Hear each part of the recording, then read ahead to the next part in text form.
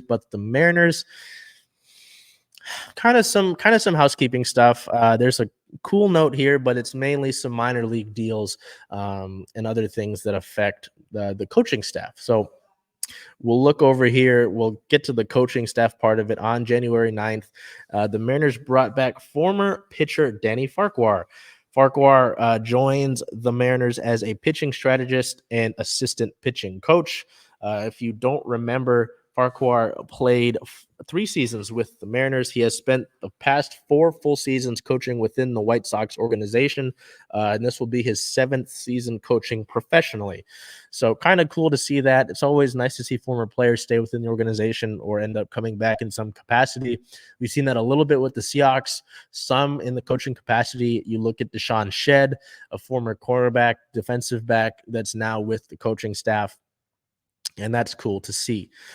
We've got a bunch of other minor league deals here. Also on the 9th, the team signed right-handed pitcher Corey Abbott to a minor league deal with an invitation to Major League Camp. He worked as a starter and a reliever in the past with the Nationals and the Cubs, only 3 seasons in the MLB. On the same day, so the Mariners were busy on the 9th, they signed left-handed pitchers Kirby Snead and Jonathan Diaz to minor league deals, both of those players getting outrighted last year. On the 10th, the team claimed right-handed pitcher Mauricio Lovera off waivers from the Red Sox and added him to the 40-man roster. Interesting to see him get added immediately to the 40-man roster. And I find it notable to look at these players just because it could become a Paul Sewald, a Gabe Spire, a Justin Topa.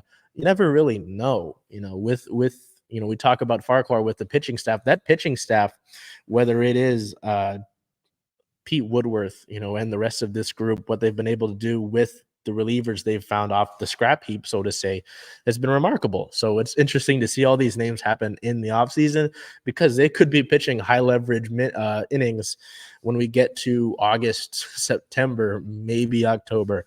We'll see, but that's why I always find it notable to look at those players and make sure you know those names before we get into the actual season itself. On the 11th, though, the team did complete 7 deals with players ahead of the arbitration deadline, which is nice to see. With the contracts and arbitration, players feel like they deserve a certain amount of money. The team will value them another way, maybe, and then you might have to go to court and get that settled. But we didn't really have to do any of that. 7 players had their deals decided. Infielder/outfielder Sam Haggerty, the super utility man, signed a 1-year $900,000 deal. New Mariner Luis Reyes signed a 1-year $5 million deal.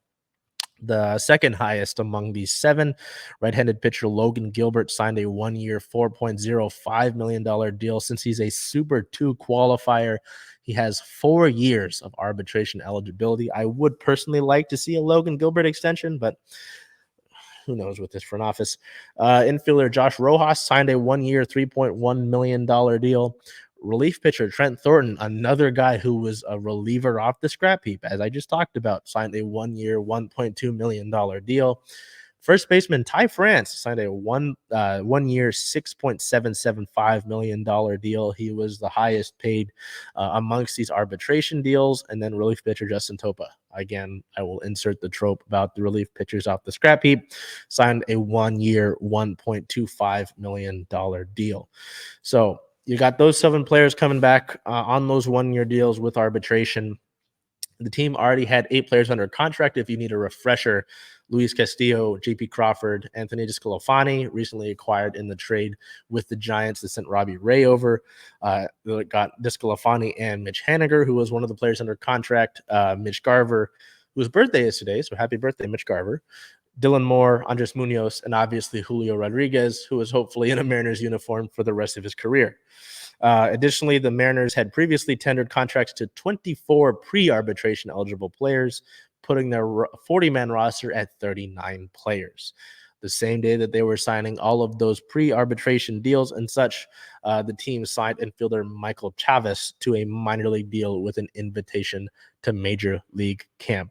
We are just 29 days, Cal Raleigh days away from pitchers and catchers reporting, so the clock is ticking for us to get to spring training. I'm looking forward to it every single day. We are 73 days away from opening day at T-Mobile Park, but again, obviously, you see these deals. The Mariners do have a roster spot open on the 40-man. You'd like to see them continue adding in just about every media availability, radio talk show interview, general interview that general manager Justin Hollander and president of baseball operations Jerry DePoto have done. They said they like where the roster's at, but they want to keep adding. And again, to drive the point home, and I'm sure you already think it yourself, to keep up with the Astros and the Rangers, who just won the World Series in the AL West. Yes, the AL West here. I might have said NFC West. I might have got the Seahawks confused here. In the AL West, you're going to need to add more offense than what you've got already. The Mariners have been tagged as a surprise lurk team for Cody Bellinger. Is that real, or is that just smoke from his camp to get more money? I don't know. With some of these deals, they keep things private. We didn't really know, about the Robbie Ray deal 2 off seasons ago. So it'll be interesting to see what they're able to add. But again, to compete with these teams in this division, you're going to need to add, and you can't just continue to sit by, chipping away at the paint. So